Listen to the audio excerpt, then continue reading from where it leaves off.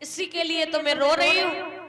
मेरे भैया को अगर मालूम पड़ गया कोई पत्र लेकर के गया है तो मेरा भैया उसे मार देगा। इसलिए पंडित जी तुम ऐसा करो, तुम हमारा पत्र लेकर के चले जाओ द्वारिका। बोले क्या कह रही हो द्वारिका के? हाँ, कितनी दूर है द्वारिका? रुक्मणी बोली ज्यादा दूर ना है, 750 कोस द्वारिका है। एकदम से जैसे ही इतनी बात सुनी भक्तों, मैया रुक्मणी के मुंह से पंडित जी बोले ज्यादा दूर ना है, 700-750 कोस द्वारिका है। और महाराज इतनी दूर हम जाएंगे तो वैसे बिटिया हमारी हड्डी जो है विचर मर्र बोलती है, बिटिया हम लौट के ना आए पाएंगे। बोले पंडित जी ऐसी कोई बात ना है, तुम लौटे आए तो समझ लेंगे, लौटे आए ना तो हम समझ लेंगे तुम वहीं पे तुम्हारी राम नाम सत्य हो गई।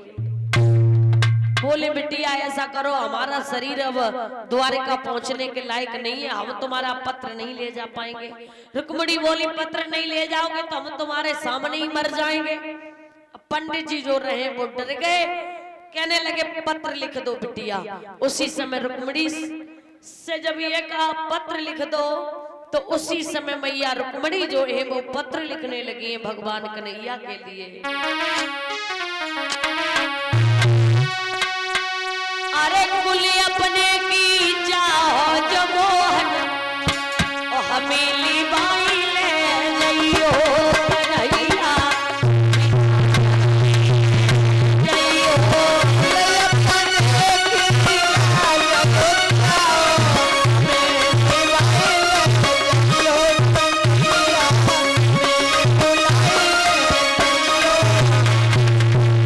कन्हैया, अगर तुम मुझे प्रेम करते हो तो मुझे ले जाओ। ए अपनी रुक्मिणी को चाहो जो मोहनी भाई ले जइयो कन्हैया विदा कर ले जइयो।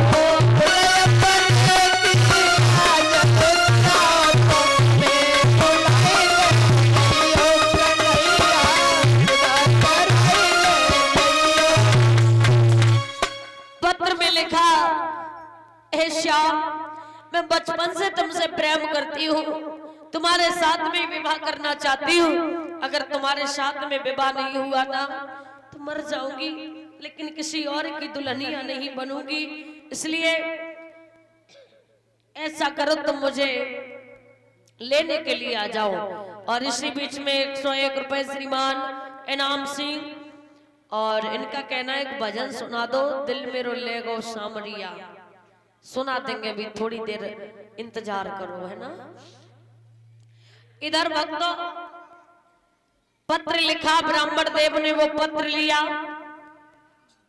जब वो पत्र लेकर के चले तो बुढ़ापे का शरीर था महाराज, हड्डियां जो है वो चर्र-मर्र कर रही है महाराज, आगे आगे जा रहे हैं।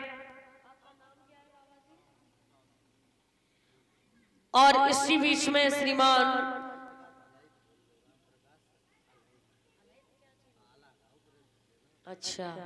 और इसी बीच में श्रीमान राम प्रकाश अलहित आना सुनाते हैं, बहुत सुंदर।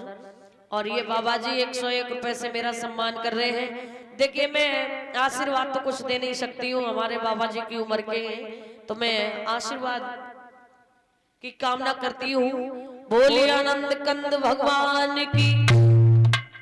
इधर भक्तों भगवान कन्हैया के लिए जब पत्र लेकर के चले हैं तो ब्राह्मण देव जो थे, बुढ़ापे का शरीर था, धीरे धीरे आगे बढ़ते जा रहे हैं। रास्ते में एक बगिया मिली तो ब्राह्मण देव ने विचार किया किसी बगिया में थोड़ी देर विश्राम कर लेते हैं।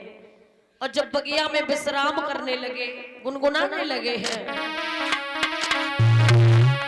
कि दोपहरी बिल माइले और जाई बगिया में दोपहरी बिल माइले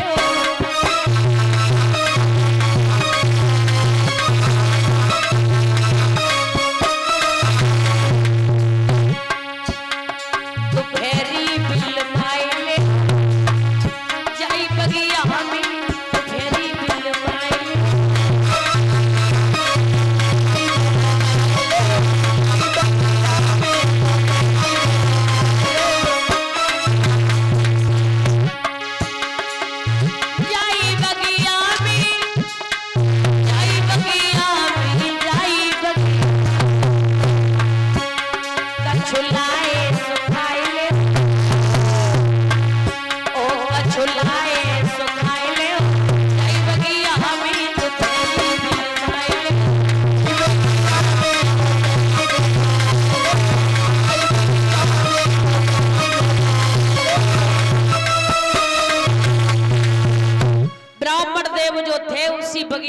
विश्राम करने लगे, पानी पिया, भोजन खाया और एक वृक्ष के नीचे विश्राम जब करने लगे तो ब्राह्मण देव को नींद आ गई महाराज। और नींद जब आई, भगवान कन्हैया विचार करने लगे अगर इस तरीका से पंडित जी आए तो समझ लो जे ना पहुंच पाएंगे पूरी जिंदगी। योग माया को आदेश दिया, योग माया के द्वारा ब्राह्मण देव को द्वारिका में पहुंचाया गया। जब द्वारिका में पहुंचाया गया तो महाराज बलराम की सभा लगी हुई थी, कचहरी लगी हुई थी, बड़े बड़े राजा महाराजा बैठे हुए थे। पंडित जी पहुंच गए, प्रणाम किया और बलराम को जवाब दिया, हमें ये बताओ कि कन्हैया कहाँ बैठे। बलराम ने जवाब दो कि जहां में इतनी सभा लगी है, जहां में सबसे कारो है भाई कन्हैया है। और जैसे ही पंडित जी ने नजर घुमाई, जैसे कन्हैया को देखो, मन ही मन विचार करने लगे कि जाई के पीछे रुक्मिणी फांसी लगाई रही, इतने करुआ के पीछे। कन्हैया बोले अब ब्राह्मण देव हमारी कछु अपमान कछु ज्यादा कर रहे हैं। तो भगवान कन्हैया ने मुस्कुराना शुरू कर दिया। पंडित जी बोले करुआ कितनो, लेकिन जबकि मुस्कुराहट बहुत अच्छी है। पास में पहुंच गए, पत्र दिया, बोले हम कुंदनपुर से आए, महाराज भीष्मक की कन्या ने आपके लिए ये पत्र भेजा है और वो तुमसे शादी करना चाहती है, आप चले जाओ वरना मर जाएंगी, फांसी पर टंग जाएगी, तासो तुम जन्नी ले आओ। भगवान कन्हैया बोले पंडित जी हम चले तो, लेकिन हमारे भैया जो है वो हमें जाने नहीं देंगे, इसलिए तुम रात भर विश्राम करो और सुबह जब चलो तो तुम जोर जोर से खांसन लगी हो, और जैसे ही तुम खांसोगे तो हमारे भैया तुम्हें भेजने के लिए कहेंगे, तो तुम्हारे बहाने हम समझ लो रुक्मिणी को ले आएंगे। बोले ठीक है। रात भर रुके, सुबह हुआ, ब्राह्मण जी ने आज्ञा ली बलराम से, आगे के लिए चले तो जोर जोर से खांसन लगे। पंडित जी तबीयत कुछ ज्यादा खराब है क्या तुम्हारी? और आज बहुत खराब है। कन्हैया को आदेश दिया, कन्हैया तुम जाओ और जा करके पंडित जी को कुछ दूर तक छोड़ आओ। तो रथ लिया और ब्राह्मण देव को बिठाला, आगे के लिए चले। बोले धीरे धीरे जाएंगे तो पता नहीं कितनी देर लगेगी। कन्हैया बोले पंडित जी तुमने आसमानी झूला झूलो। पंडित जी बोले हमने कबू न भरियो झूलो, तो हम तुम्हें झुलाए दे। एकदम से ब्राह्मण देव बोले झुलाए दो बेटा, बुढ़ापो तो बैसू आएगा, आसमानी झूले ही झूले के मरले सो बढ़िया है। एकदम से कहा अपने नेत्र बंद कर लो। जैसे ही नेत्र बंद किए,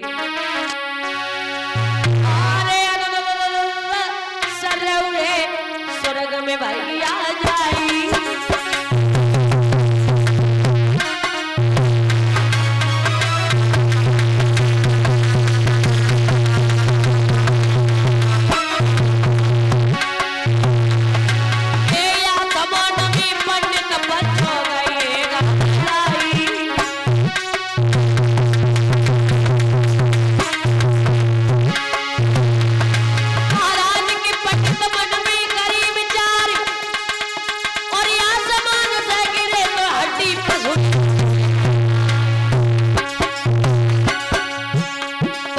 मन में विचार करने लगे कि आसमान से अगर गिरे तो हड्डी पसुरी भी मिले भी भाई ना सुरमा बन जाएगी महाराज। तो विचार करने लगे, पंडित बनई मन में गए, आई रजा करे भी फंस गए। पंडित बनई मन में गए,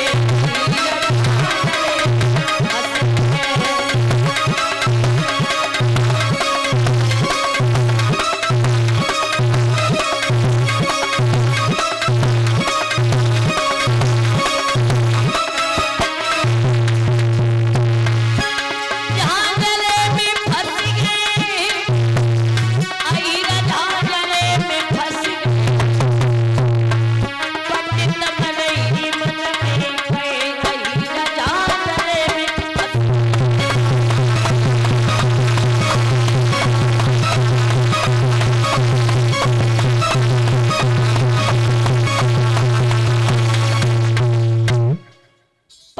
जी को ले जा करके कुंदनपुर में उतारा, मां अनूपा के मंदिर में।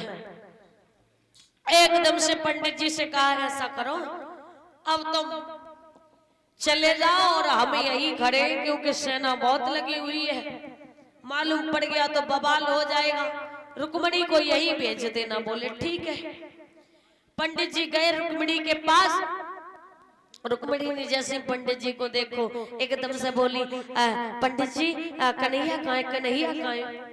पंडित जी को बड़ी गुस्सा आई, बोले रखो कन्हैया हमारी जेब में सो ले। एकदम से बोले पंडित जी ऐसी बातें काहे को कर रहे हो तुम?